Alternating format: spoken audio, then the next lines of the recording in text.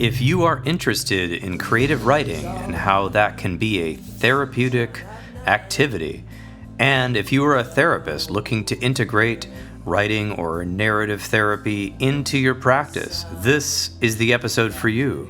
I'll be interviewing counselor Nick Kondyles on his methods of utilizing creative writing for his own creative endeavors and therapy, and also integrating it into the psychotherapy process.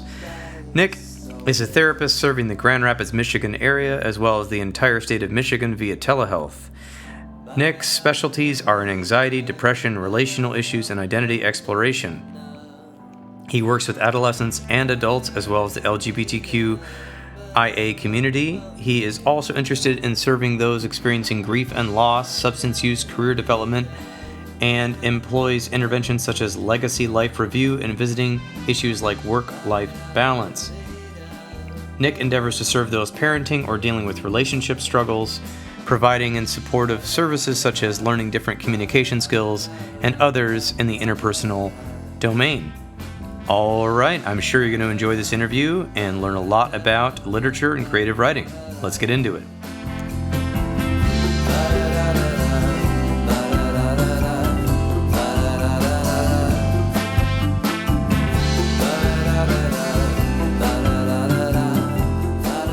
Welcoming Nick Kondyles, a licensed counselor, to the podcast to talk about creative writing and the mental health benefits of it. Thank you, Nick, for being here. Thank you for having me. Yes, my pleasure. So, I know that you are a creative writer and a therapist, so I figured maybe we could jump in and ask you first, what got you interested in creative writing? Yeah, so since a young age, I was read kind of a traditional to lead to bed before kindergarten, and I wouldn't even say like such a well-read household, but it just became something I really loved to read, and I grew to be a writer, I guess I would say, in high school, right? And I just kept writing, and I would say slowly began to write books. I wrote 3 of those, but kind of moved away into the short form in college because there's a lot of workshopping, and usually that was like below 20 pages and short stories. And I always say become a poet through pain and slowly, right? From the short fiction to the nonfiction, and then eventually moving to short form like that. But I really do love both reading and writing equally, but I would say it's always a trade-off for sure, but of how much I do either. But I would say there are definite like parallels that are very much interesting. I was as interested in psychology, mental health from high school and then definitely college. I knew I wanted to be a therapist of some form on a subconscious level, but not until, as my master's degree, did I fully commit to that. But yeah, I see some weird parallels that we can get into between that are also interesting parallels, very helpful parallels between writing and counseling and mental health for sure. Okay. Yeah. Well, it sounds like you've been interested in both for a while. So tell me a little bit just about creative writing, and maybe just we'll get to more of the nitty gritty of what you like to do with creative writing and mental health. But let's talk about maybe, like you said, like some of the kind of the stats or whatever you were kind of alluding to about how maybe it could help you or help anyone really. Yeah, for sure. So with creative writing, I always believe it's a recursive process. This is just from my own experience, but no matter what it is, like even if you take something as bland as a dictionary or a car manual, that's still technically writing, right? But it's more of like content of like how to do something where there's some sort of message being communicated, and whether we like it or not, we're in conversation, right? We're not apart as writers from the world, we're of it, but writing is a thing you have to do in a room, like if it's about like commitment to a larger form, but it's also about observing the world and seeing the world. And I think which is really interesting about talk therapy is we're in dialogues with each other, and we're in very much in the verbal narrative. And I think with writing, it's like a physical thing where we have these thoughts and ideas and feelings in our head, and that's not a good place for them to be. It has to go somewhere. And I think for some people it's art, for some people it's maybe athleticism, but for us it's writing. And they always say the tools of the writer are the most bare bones, right? It's just, unless you're doing it on a computer, it's just paper and pencil, right? So you're very restricted in your tools there. Just very similar to being a counselor, and a doctor or surgeon at least gets a scalpel, right? But we just have our words, right? So it's very similar to being a writer in the sense of, just a pencil in hand and blank page. Some people, like school projects, like that's really triggering. Like you don't want to look at the blank page and not have anything on there, right? Then you get what's called writer's block. But this whole sense of like we have to get that shitty first draft out there, and we have to just make something of the world. And it's something they call it the talent of the room. It's this idea of like that you have to sit and actually commit to this thing, and whether that what that thing is not clear. But a lot of times it's dialogue first. Okay, But it's so in just conversation. committing and sitting to Mhm. basically take whatever is in your mind or in the world around you or your Yeah, experience and then using paper and pen or which yeah, I've heard is or easier to write than a computer for some people, yes, for sure, for sure, or it's less distracting, I suppose. absolutely, um, absolutely. then kind of just putting things down there, kind of putting yourself out Mhm. there, putting Yeah, things down there is kind of like a step that you would say could possibly be for therapeutic. sure. Absolutely. And the research does, and we'll definitely get to that. But when I was in college, I always like to give this anecdote. We had a lot of visiting writers when I was in school, and I loved hearing from them. But it was the first writer to really challenge my perception of the starving artist and the really neurotic writer who must be full of all these issues and these psychiatric maladies, and actually talking about mental illness as being prohibitive to his writing, and that he had to buy himself an Olympia typewriter because it was in the age of before even smartphones, but just in the, it was around that age of like, I did have a computer. It did distract, it not only distract me, but it riddled me with anxiety. Mm. And that malady was not helpful for his writing. And I was really curious about that. So I followed up from an email. I was like, yeah, I don't know what you've heard, but mental health diagnosis for me has just as me as one writer has been prohibitive. And that's a really interesting thing because I always heard of it being conducive, going hand in hand. You think of the Ernest Hemingways or the Van Goghs of the world, right? If you think of a very successful, Hmm. like, okay, that's a good thing. I should have these certain maladies in order to like almost like a formulaic thing that can become kind of toxic. But I've thought long and hard about this, and I think it gets good. Pretty well known that anybody in any profession has certain maladies, right? So it depends. Like I think there's some sort of famous fanaticism with like in like kind of like a morbid interest in those kind of maladies, but or like So, psychiatric like Hunter diagnosis, S. like being Thompson and Ernest right. Hemingway having both completed suicide as writers, is that kind of, Exactly. and David Foster Exactly. Wallace, is that kind of what you're saying? And like Exactly. people have a little Exactly. obsession Yeah. with that, and you're saying that that Yeah. doesn't necessarily have to be the case. They just happen to write a Exactly. lot of content and then decided to complete suicide, which was devastating to a lot of writers and the people that knew them, Yes. right? Absolutely. Absolutely. We know Sylvia Plath and Virginia Woolf and like no end to those names. And it's a very unfortunate truth, but it's also there's so much anybody can do this stuff. And I was actually just hearing a podcast by Emma Watson who had played Hermione Granger and then she was saying like and she was almost reading my mind of like, oh, well, everybody thinks this and writers nowadays like they think it's narcissistic or they think like who wants to hear me, who wants to hear your voice, there's all this content right now, right? Who's going to read? But the thing is, people do not know what they don't know, so they don't know you. They need your voice, they need your plays, they need your songs, they need your poems, they need all these things. We just sell ourselves short with that core belief of that who wants to hear from me, and that is the biggest writer's block of all, right? That's the biggest thing I want to bring across is it's not about what you make, it's the fact that you're making, right?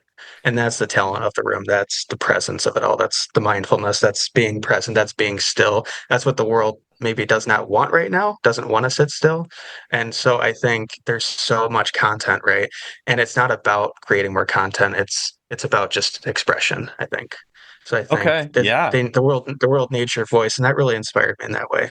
So I like that concept of the world needing our voice, and the idea of the stillness of sitting in a room and then working on something until you present it to the public who, as Absolutely. I have heard, of course, that's the other side of it, is the reading side. There are Yes, countless studies that exactly. I don't need to quote on this podcast because it only takes a Google search or an AI search, whatever you utilize, to find that if you say the mental health benefits of reading a book are Mhm. immense because people feel less Exactly. stress. I heard that there's like a cardiovascular benefit Yeah. to reading books. There's a mental health benefit to reading books. Mhm.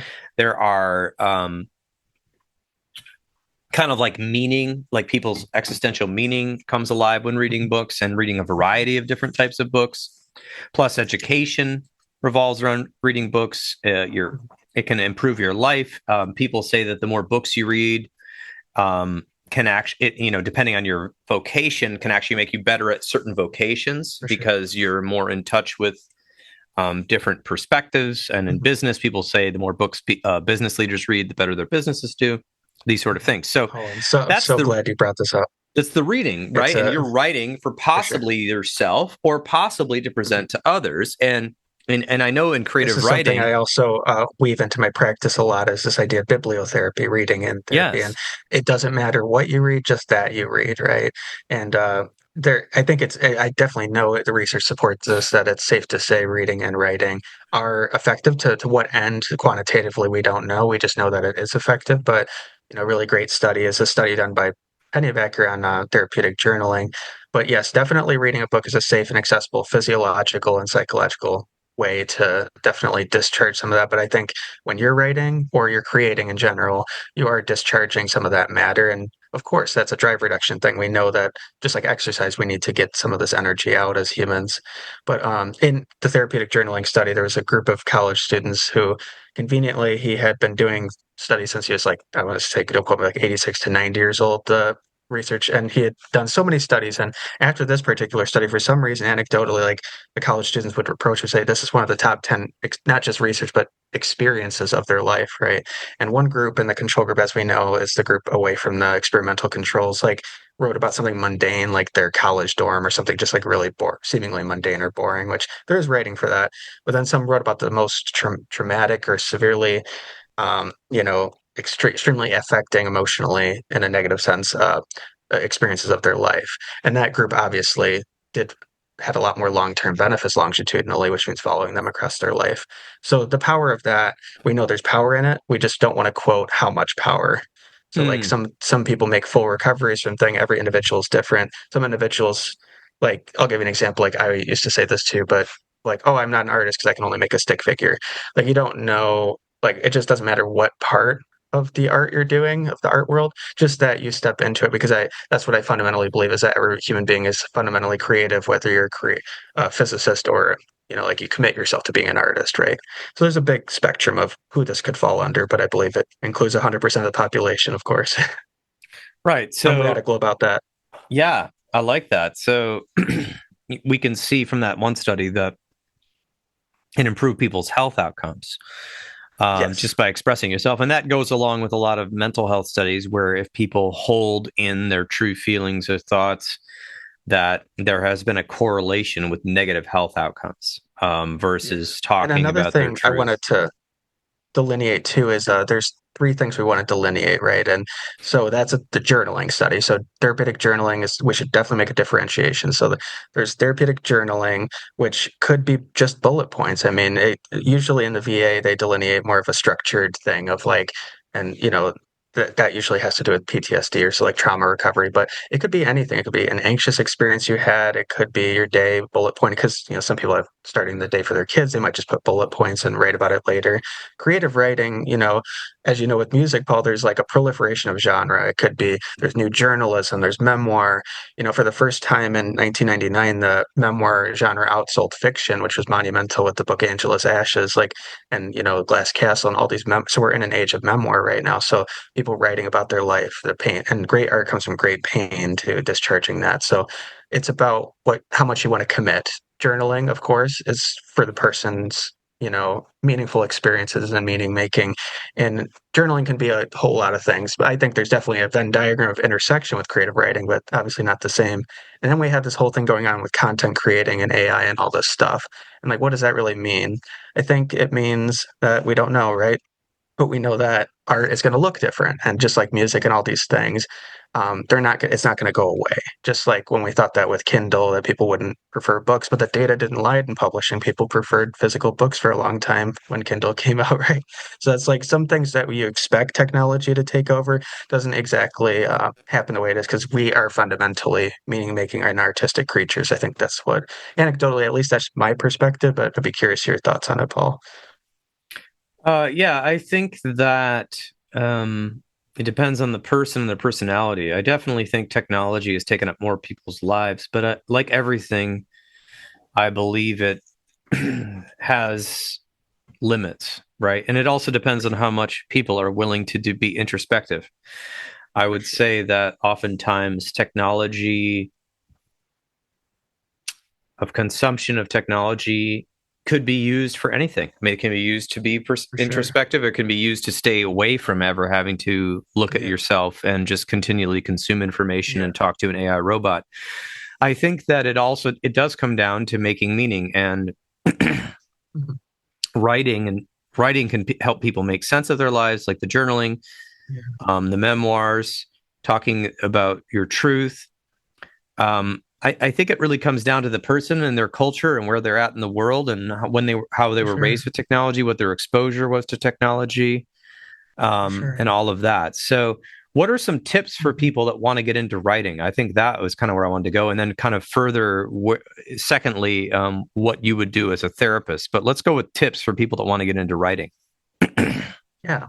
I think a great one that I use is this just write one thing today prompt book. And so I think if there's something that writer's block is something you experience, like, oh, what do I write about? Or if you, like I said, great art comes from great pain. So if you had like, I actually, Ethan Hawke, what an actor, just come out with something where he was saying like, yeah, people aren't particularly, the modern person isn't particularly interested in poetry. And then, your grandfather dies or like the person you loved, you thought they loved you, they don't love you anymore. It's like, it's very like, distinct modes like you can't not discharge that somewhere, you can't not express yourself somewhere, and I think writing is a really good avenue for that, and talking with your therapist about that. I think a therapist, I can't speak for all therapists, but most therapists would be more than willing to read their clients work if they're uh, like to share it, right? And that's always a beautiful moment as well, to be able to be a part of that creation piece. And a lot of that is the verbal narrative too, of like submitting to things can be toe this line between life of scarcity and life of abundance. Life of scarcity says, well, there's only really four trade publishers and bookstores close every day. But life of abundance would say there's no end to workshops and groups and people are still writing. And writers are our own unreliable narrators. So like we're our own worst enemy in that sense of like if we don't connect, if we don't share our work, we're just going to crumble it like Stephen King did in Trash until his wife unfolded and said, "No, you really have something here," right? So having that's why it's conversation. That's why it's dialogue. That's why it's community. Because time is not our friend. Like community is, and I think sharing your work. And I think part of that could be therapy. I think in therapy it looks a little different because we're already changing that oral narrative, which is where writing started, was in ancient times, right? We would get around, we didn't have the written word, we had tablets and things like that, but oral tradition is how history started. So I think that's why I say writing is still language, because like even um when you're like physically writing, like it's still that kind of conversation. Like again, whether it's like a dictionary or like some sort of novel, like that's still content, right? So that's still something being communicated to the reader. Right. Okay. Yeah, that makes sense to me. I'm thinking about that.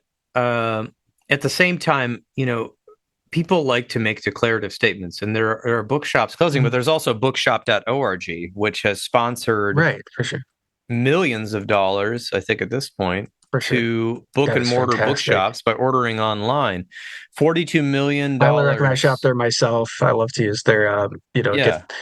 there are a lot of options in our literary community. I meant in the sense of like people discourage themselves from putting themselves out there, their work out there, Oh, I agree and there completely. are always those options. Yeah, I wanted to kind of say like that's when we need to maybe resist what is being sent to us. Like reading AI slop is not the same experience as reading something from a human being, right? Absolutely, So always. bookshop.org has supports over 1900 bookstores. It's climate neutral certified B Corp.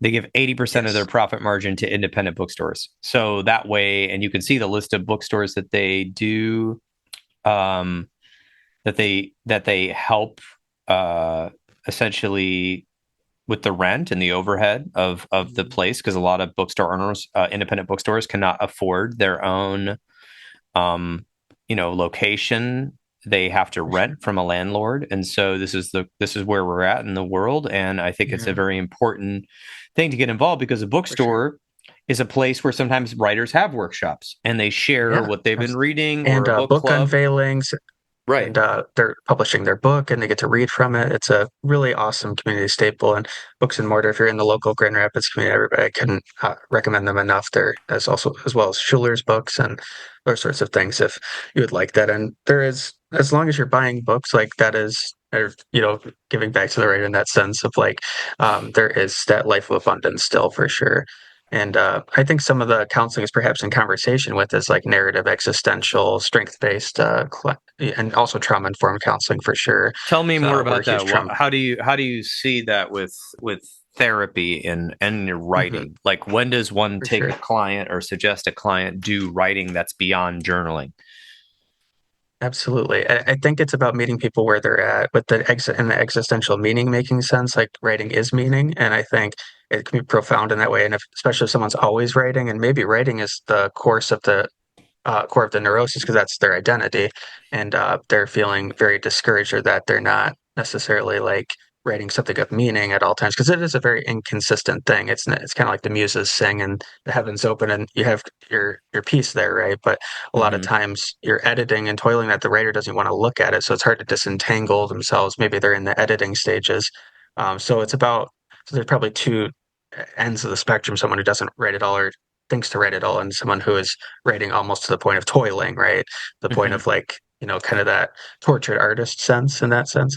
And it definitely happens. And it's about looking at the assets of that and the strengths of that and definitely tearing away from that. It's like, hey, could I be that other perspective? Could I be that other person for you right now? And that willingness and that consent is key there for sure. And I think it goes in hand with bibliotherapy too. If like the thing that we tend to be social comparison creatures coming from tribal cultures, so I think there makes sense that we would compare our work to others, and even though no work is like our own, right? Because we're our own individual, right?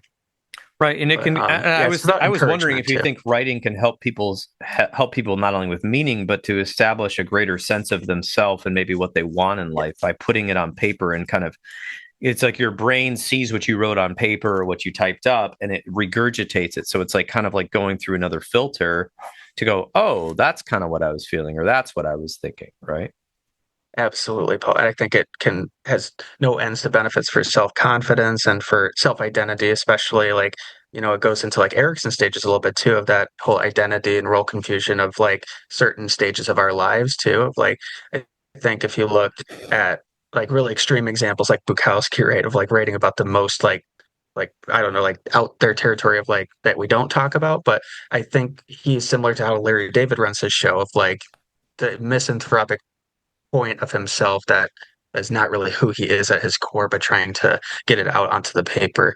And I think that is part of identity too. Is they play with that. It's playful. Writing is playful. Like it's not supposed to be work. It's a task when you don't leave time for it. But it's at the root supposed to be playful. When you go to an art piece and you go to an art show, it's like that person had some fun there. They didn't necessarily. They also it's their work, so there's playfulness elements to it. So it's very much toiling. There is work to it, but I'm trying to get at the playful core of it. That's what I think could also work with that identity piece is like when you're having play with it. Like you do moves to steal. We imitate writers we like. We, just like Hmm. in music, we echo that chord because we heard it in that thing, not to steal it, not to plagiarize, but actually to greater inspiration.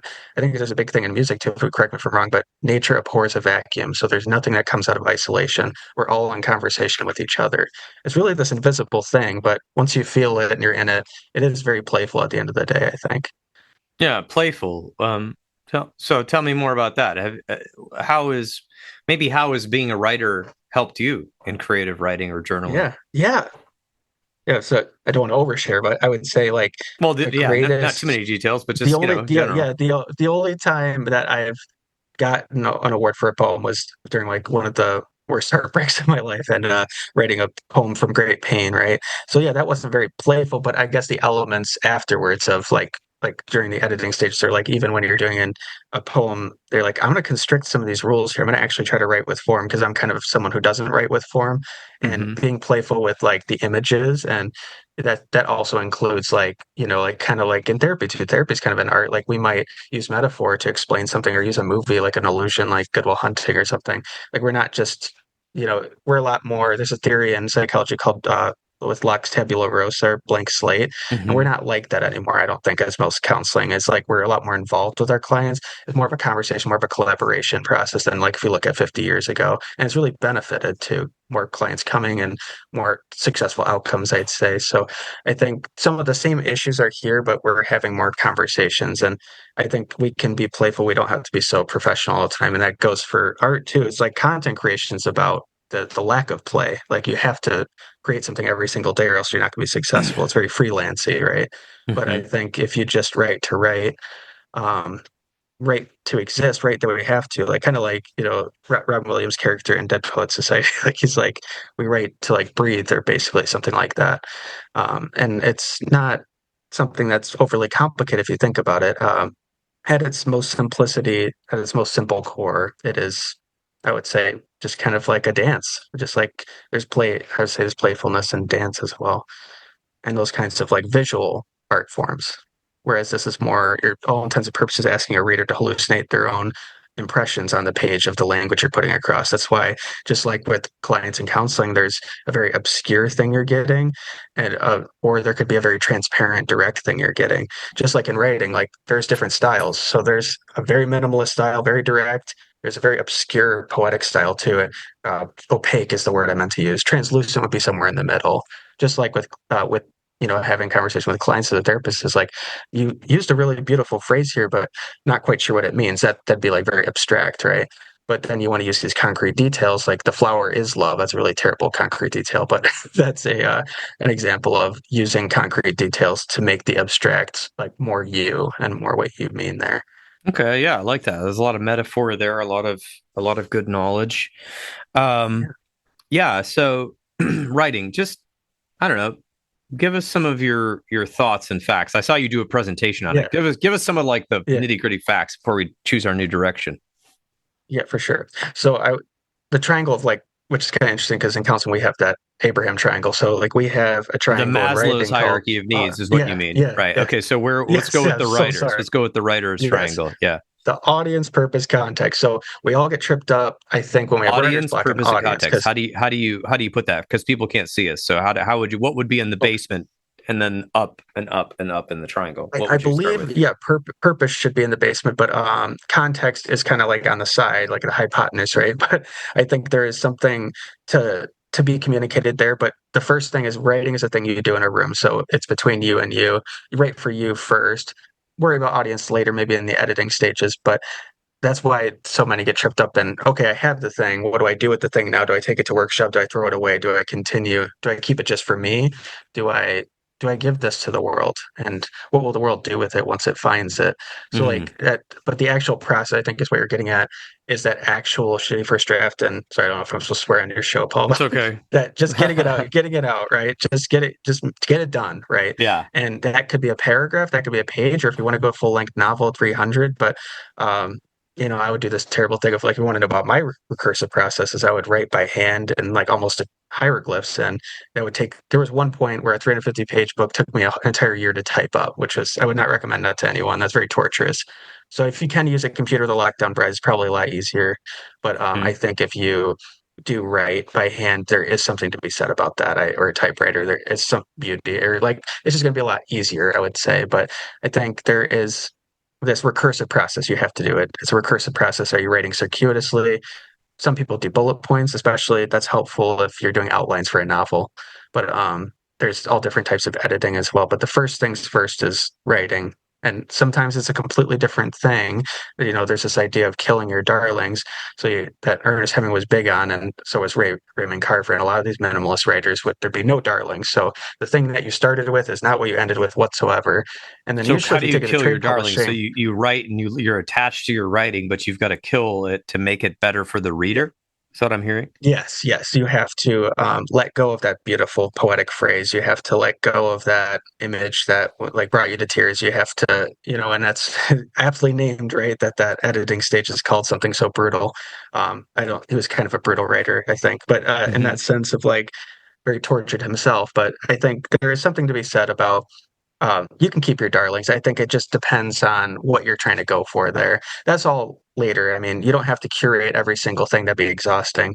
I Hmm. think the importance is that, right, what I was supposed to bring it back to what the theme is all about is, well, how is this benefiting the person? So I think it is benefiting the person because you're in conversation with something. And I always bring up that social domain too, of like that workshop. If you can get in a workshop with your friends, or if you can kind of even just getting that feedback of like, it's usually going to be very kind. I think it's also helpful and constructive as well to get that's a good example. The top of the pyramid audience is your friends, people that are supportive and care about you. But as I always say, a writer's workshop is a good microcosm of group therapy. I don't know if you agree, Paul, but yeah, Tell so me you more get all about the that. four Tell me more stages. about how. Yeah, you get the And did we get to the storming, you top get real the quick? The top of the pyramid is what? Just so my brain goes there. audience, just audience. So Audience. like kind of Okay. like being on the shelves of like it could be from the shelves, it could be the people at your slam poetry contests. Like Right. there is some level of obscurity there of like if I tend to write like a bit confusingly at my first draft, and that's what the workshop's for. It's like, hey, I really like this phrase, but I don't know what it means. I don't know what it's there for. They're just a little confused by me. So I think that's really helpful. Is like you can write really fine sentences. Sentence planning is a very cognitive thing too. And I think a lot of times we get tripped up and we make the sentence too opaque, and some people write it very clearly, and I think sometimes we understand it quite literally, right? It's very some of the greatest art is very simple, but Hmm. yeah. So and then I got us with that one. What was that last piece of it? It was just at the top. Yeah, I think that's audience for sure, but So that's where a lot of us live for sure. yeah. So tell me about the writers' workshop being like group therapy. Oh yeah, yes, that's where I got us off track of some of my executive stuff. So yeah, so definitely with that, I feel like getting people together, right? Whether it's in a social setting or like, like I do a karaoke thing, but like people just kind of getting together and this idea of getting very real feedback from people you know. So in school, they do this like with creative writing, but it's a requirement. So it's a little bit different, like a lot of Hmm. like piggybacking off that and things like that. But you get, I think, probably the most real reactions depending on the kinds of writing friends you have. But then you wouldn't get, and a lot of people are getting ready for publication or potentially contemplating publication. But a lot of times people are just writing to express, and that's something that they're just curious on what people's thoughts are, and it storms like a group would, like any group dynamic would. So that's what I kind of meant by that. But I mean also because those raw reactions, I think that would also happen in a group therapy sense. We know the ends of group therapy and how effective, or like the boundless effects of those, and especially in those societies that have more billing for that. But it was covered in a previous podcast, I think. But Oh yeah. Well, let's keep going. So yeah, what are some favorite let's go with books and then works that you're working on. yeah, What are some favorite books that you have that have helped you learn maybe to write or express yourself in ways that you never thought possible? yeah. I think a lot of writers like craft. I think on writing is a great craft book by Stephen King, and talking about his process. I think not everyone likes Stephen King. There's also I would very inspired by Ocean Vuong's work. I think he Whose breaks through work? that Sorry, excuse stereotype me. too. Ocean Vuong, it's spelled Vuong, Okay. but he wrote he's a poet, but he has gotten into like fictional works lately, and he's gone on Oprah and talked about the artist a little bit of like it's not a person just behind a door in a room, but a person who sees the world and is not apart from it. And I think that's so beautiful, that sense of like we are a part of the world as we're not, but you have to be in that room in order to create, but at the same time, who has the time to be in a room? Someone who commits himself to the room, unfortunately. But Hmm. once you do, there is a beautiful gem to be found there. It can be an isolating experience, it can be a disappointing experience, but it can also be a very evocative experience. And such is life. It's a reflection of life, just like the therapy room is a microcosm of life. We always go on about that as therapists, that what's happening in the therapy room is a good reflection of what's happening outside of the therapy room as well. Good. Yeah. So Ocean Vong. Who are some other people that helped you kind of get into your creative self? Maggie Smith, Tell me another about great Maggie Smith. poet. I think she writes, how would I say? she writes about nature in a way that is also about life, and it's like a good connection to there. I think a great poem that everybody should read is like it's about taking a house, like seeing a house and but like taking apart brick by brick. There's just a really good image in there, but there's also a series of I would say in a existentialist sense, there's a really good book called The Swerve That Changed My Life by Stephen Greenblatt, Okay. and it definitely changed my worldview, and definitely recommend to readers as well. But So is that a yeah, fiction book? there's no, it's more nonfiction, Okay. unfortunately. Yes. Oh, So, that's fine. but even though couldn't necessarily be unfortunate, right?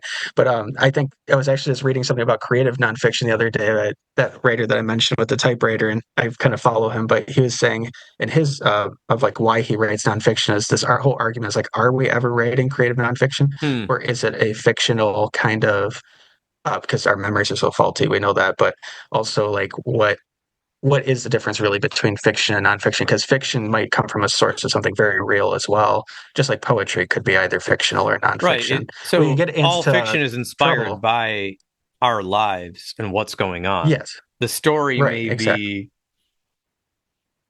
slightly different than what loosely happened in based, real life, and the timeline hmm accelerated or slowed down, but it is still right. interesting. So, yeah, And I can get excited I like about how the books. proliferation of genre, What's that? and I can get too excited about the proliferation of genre. So sorry, I took us off track. Oh, I that's just love fine. I just genre wanted so to know much, and more how about some genre books speaks people to each should other. read. And there's cross genre. There's like things that kind of speak to them definitely. Well, genres are just things They that people just created to categorize books, right? yes, Like exactly. Yeah, a there's type of no, books. and a lot of times they jump off each other. Sometimes there's cross genre, unblended genre. Like I've seen some poems that are like if you ever read Vive Francis, it's a Bivee, and then Francis. She wrote this book called Forest Primaval, and a lot of hers is so much white, the way white space is used, and the way that words just jump off each other. Not everybody's cup of tea, but it's that movement of the language in poetry, which is often you think of poetry as lines together and stanzas, almost like a song, but to break all the rules, right, and just leave the town, as they say. Leaving the town is a big thing I learned in workshop too. Actually, college workshop was leaving the town is just turning a cliche on its head. It's getting away from the point, but we leave the town, we dream, and our dreams are sometimes not as big as they could be. So when you leave the town, you say fuck it's all the rules, and you just leave the town. You go say Hmm. goodbye to the rules, and I think So, that's just so beautiful. yeah, I mean, I feel like that's a big thing you've been sort of saying throughout this is like it doesn't matter what you write, it's that you write. So making the Yes, space and the time to write can be therapeutic in and of itself, whether or yeah, not it ever for sees sure. rises to the audience level, right? You may never Yeah, show it to anyone. You may just write it on yeah. your own. I'm just Could I going to share name a few one writers last that, anecdote about yeah, go ahead. yeah, so like I'll always remember my last day in workshop because I was actually feeling a bit pessimistic that day, and it was my last advanced. I was a senior in college. I thought, okay, what's going to happen? The college bubble's about to burst, and he was saying, if you do want to do this, you can do it while working. And he was saying, and I'm paraphrasing, of course, but he was saying, some people get up at 6 a.m. before their day job, for their 9 to 5, and I was like, are we actually going to? I raised my hand, like, are we actually going to do that? And I was curious because a classmate was like, I think you need hope. And I was thinking, like, okay, this is actually going to happen. And then once touching base with some of these people, like, they are doing that. They are keeping a day job, or like whether it's bartending or serving, because it's a very like grueling thing. Like, if you're going to be a writer, you're also like full time, like, you're also going to be required to have in a capitalist society to have a day job and do all these things. And then I think of the Goodwill Hunting example of Robin Williams of like, he was a writer, but he was also a therapist. And those are two very demanding things. So if you take one or the other, right, you might need a sabbatical at some point to really commit yourself, right? And that's something to think about is like it's not it's a craving, and it's something that we actually have to do. I actually have to do it. I'm once a writer, always a writer. I have to do it for my health. But not everybody needs that, is what I'm saying. It's not always extreme, but I do think we know there are a lot of mental health benefits, which I want to wrap it into is like, and I think it's that expression piece is what I come down to. And that's the beauty I'm kind of referencing. Expression, creativity, just experimentation, Yeah. freeness. You're not like Yes. consuming, you're outputting, which a lot of people don't Right. experience because, I don't know how to play an instrument. I don't know how to sing. I don't know how to do a Yeah, certain for sort of sure. sport. I don't know how Yeah. to, make A lot of crafts. no's, a lot So of it's like limits. people Right. feel Yeah. like they don't have these skills, so they can't do anything. And what I find about writing is if you know how to read and write, and I hope you're privileged enough to do so, that Yes, of that you course. don't have to be good at writing to write. You can Yeah, just and it's write. it's cheap, it's accessible, it's the most Right. inexpensive intervention you could ever use, right? And you don't have to be present with the client to do the intervention. It's cheap, not in the sense of cheap dopamine. I mean, it's literally cheap, which we need in a society where like libraries are free and all these things. So Right. it's cheap to it's very inexpensive, it's very accessible, and it's cheap and accessible. And I one would thing say I'd so like to you can. point out about reading and writing, so writing can change your perspective, but reading can really change your perspective. I found Yeah, I've been reading two very different authors lately just for fun. that's awesome. I read a lot of self-help, of course, and psychology, but Right. you've got to you've got to take a break from that sometimes when you're in our field. Yeah, So I actually of found an course, author of I course. really find really interesting. Relatable. Her name's Laura Van Den Berg. Laura Van Den Berg. And she's a really interesting writer, and her perspective is very deep and interesting and unpredictable. And she writes about a lot of That's what I women like. characters so far. But one of the short Okay. stories collections I just read was called "What the World Will Look Like When All the Water Leaves Us," and it's a very good short story collection. I found it very intriguing and just different than what I would think. So it was interesting because she's writing about all these things that I've never experienced. I've never been a woman. I've never each story took a place in a different place and a different, like one story there was a young woman, then another story was in New York, an older person. Yeah. I Yeah. Places I never lived, things I never experienced, but it made me think about my life creatively. Um, I also found a comedy author. His name is Richard Iode, and he is was in the IT crowd. That's what he's famous for. He's an actor too. So But he writes like I gotta write some of these hilarious. down, Paul. He writes hilarious commentary, and he's this British Yeah. guy, and he lives in England. And Richard That's Iode, another he's thing with really play, funny. like David Sedaris, that kind of comedic writing. Yes, It's like stand-up comedy in the page, which is so cool to exactly. experience these things and that That's it. hallucination of like us experiencing it. It's a good experience. Yeah, a good comparison is David Sedaris, the American satirist, but Richard Iode is very similar, Yeah. and he's Oh, and a lot of other people have satirizing British changed my culture. life. Among the other people who changed my life, like George Saunders was my favorite author for a long time. Very absurdist writer, very much like that. And I wanted to say, like, writing's not a jealous God, so I'll always be there. If like you do, I do feel a little rusty when I don't write for a long time, but it's not a jealous God. Like it's there for you when you want to come back to it. And I think that's so helpful. It's not like an absolutist thing, like you have to reach this goal. It's like something that's a resource and something another tool under your tool belt as well. That's this being human, right? And all it And takes is it's trying. And what we say is, I think in writing, there are no mistakes, right? You just do right, it. exactly. So, what's No work is something ever finished, merely abandoned. you don't have to tell us That's what. what you're, personally writing, but Mhm. I would ask, are you and your writer friends all working on works? Do you kind of hold each other accountable? What do you do there? Yeah, yeah. I think we get a lot of group chats. We get a lot of things going to get us there, and there's definitely like that consistency there of like I wouldn't be writing right now if I didn't have that social accountability. So I think that's really helpful as well, and that feedback and that fun thing afterwards that we do of like singing and stuff. So I think it's just a huge combination of getting that very real feedback that's very helpful and constructive in that sense of those people that you're with are going to tell you honestly, right? And not tell you for a grade. And it's also a really good use of time as well and energy. And what we work on could be plays, it could be scripts, it could be poems and fiction, short stories as well. And I think I encourage anybody who's writing out there to find that group because it's whether it's people you know, people you trust, and people that's supportive. But no work is ever finished, merely abandoned, right? So we choose to publish things, and that's William Faulkner quote. So I don't plagiarize, but don't want to do that on air. But we step away from work, right? And it's exhausting when we do, but we eventually do decide it's ready, but it's not totally finished.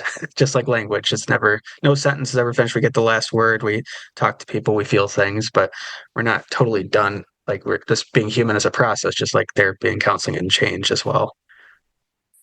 Okay, well, I like that. It's all a process. Yeah. It's, changes you. It can be changing. It's accessible. It's right there. And I guess I also heard some advice that I don't know if you said, but you can look for writers' workshops. You can look for other people writing, maybe on Yeah. meetup.com or other places that people Yes. gather, I've used local Meetup myself. I found bookstores. a nonfiction group Oh, myself on I didn't Meetup, even so know it's a that. Okay. fantastic, and Yeah. I recommend that to clients routinely in a solution focus aspect of like, hey, if you're reporting these instances of loneliness, and Meetup's a really good resource for people in your area or Facebook groups of events going on, for Yeah. sure. And So a lot of I local can't recommend that enough. bookstores, a lot of independent bookstores have a lot of, so independent bookstores you can find on bookshop.org, a huge Mhm. list. Plus, you can use the internet to find them. But a lot of them have meetups and different book clubs. So maybe you're not interested in Yeah, writing yet. You want to dip your toes in, become part of a for book sure. club where you read a book and talk Yeah, about it. That can be a yeah. segue into writing as well. So, yeah, Nick, it's Can't been a recommend that pleasure enough either. talking to you. Go ahead. Yeah, what were you Mhm. saying? And no, I said can't recommend that enough. And you were talking earlier about perspectives or identities you don't necessarily share, and I feel the same way when I read other people of different identities. That helps expand my empathy exams as well. There's a great book called The Empathy Exams by K. Redfield Jameson, and that's an interesting thing. Or not? No, the K. Redfield Jameson did. It was actually her aunt, her niece wrote this one, so it's kind of interesting because I don't know if you know about William James and Henry James. One's a writer, one was a renowned psychologist. So I think this meeting, this marriage of writing and counseling, in my opinion, has been around since the inception because if people relate, there's famous writer psychologists related to each other. I think there's this marriage, right, of counseling and writing and art. And I think that we can't separate it. And that's what I wanted to say. There's a lot of data in our field, but there's a lot of data to come. So a lot of this work is experiential. It depends on the individual. Some of the biggest scientific claims don't end up necessarily being supported. And that's okay. It's like we just kind of experience things. So I always say counseling's half science, half art, right? In that sense of that marriage, right? And marriage is a strong word, but I really believe in that sort of connection for sure between the two things, between the Absolutely. two worlds. I think that's great. So I would just say to listeners out there, check out the episode again. If you have any questions, you can re-listen to it. Check out some of the resources we're going to put in the show notes, and Yeah, find a for sure. local bookstore, find a local writers group, get involved, Yeah, and see how yeah. literature can change your life. And it's a lot different than watching television. I Yeah. think watching So television, different. watching YouTube, watching the internet is so boring. It It's gets true. old. It tells you what to think. Yeah. It tells you what to think. You don't use your imagination. And that's why I And say hallucination. It's not right. something psychiatric as a malady. I mean, you are literally you guys, you are visualizing. You are like Yeah. you're doing that work, five senses work through words. Think of it, just letters. And because if you're well read, if you're literate, if you're able to, you can literally, and hopefully you don't have dyslexia because that'd be sometimes a terrible experience, but maybe you do Well, Audible. And then audiobooks. yeah, Audiobooks. Audible. You could always do two I love speed to get through a lot of them. audiobooks, or Got through libro.fm. Dostoevsky. Yeah. Yeah, exactly. Libra is awesome. I think Schuler actually partners with them. Yeah, they So do. that's super cool. And I took up a lot of time, but I think that is exactly what I wanted. It's that beauty in that conversation for sure. And it's very Absolutely. accessible. Well, thank you, Nick, for Yeah. being on the Thank you so podcast. We much, really Paul. Thanks appreciate for your having me. time. Nick is on the internet. You can find him, Nick Kondyles. How do you say it? I can't remember. Yes, you got it. You killed it. You killed Nick it. You got Kondyles. it. He's a therapist. He's a Yeah. writer. Look for his, maybe your works and he published at some point. So if it's not, it's fun for fun. If it is, we'll find it. Thank you enormously, Paul. Appreciate you. Thank you.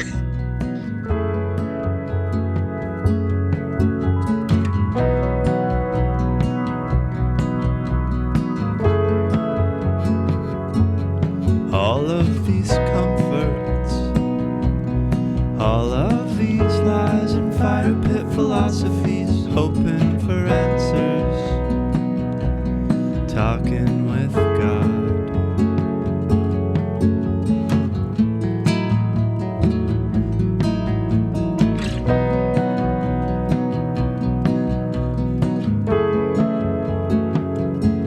Stepping through tide pools, barefoot old oak stretched to the sunlight, skulls in the sandstone, lay down on the moss.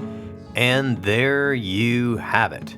This has been another episode of the Intentional Clinician Podcast. If you are enjoying the show, please leave us a rating on iTunes or share the show with people you know. I would surely appreciate it. As some of you know, I am passionate about preventing future violence in the United States. I have started a nonprofit with colleagues called the National Violence Prevention Hotline, which is a 501c3 organization. We are endeavoring to gain funding and collaborators and volunteers so that we can start a 24/7 hotline and chat line to reach potential perpetrators before they may act violently. It is a bold effort to curb violence and save innocent lives by working to connect with potential offenders while they are in the planning stages of violence, help to de-escalate them, and provide resources so that they can get appropriate professional help. The National Violence Prevention Hotline is looking to open up a conversation about violence in society, the causes, and the solutions. You can learn more by visiting our website at violencepreventionhotline.org. You can get involved by writing your congressperson from our website, sharing it with your network, or even donating to the cause. If you are looking for an EMDR International Association consultant, I am a consultant and I can help provide 20 hours that you need to become EMDRIA certified. Just check out the show notes and send me a message and see if we're a good fit to work together. If you are in need of counseling, do not hesitate to make an appointment with a local counselor in your area. You can also make an appointment with the excellent clinicians at Health for Life Counseling in Grand Rapids as part of the Trauma Informed Counseling Center of Grand Rapids by visiting www.healthforlifegr.com. And if you are in the state of Michigan, you can also schedule a telehealth appointment. The recording you just listened to consists of the personal opinions of Paul Krauss and his guest, and while these are based upon the literature they have read and the experience in their respective fields, the information on this podcast should not be viewed or thought of as the definitive opinion on any subject. Listening to this podcast is not a substitute for treatment. If you're in a crisis, please call 911 or the National Crisis Line at 988. Support your local bookstore by shopping at bookshop.org. That's www.bookshop.org. It donates a percentage of sales to local bookstores all across the United States, which I think gives character to our cities and a place to hang out and a place to explore. You can order from the comfort of your own home online while supporting businesses near you.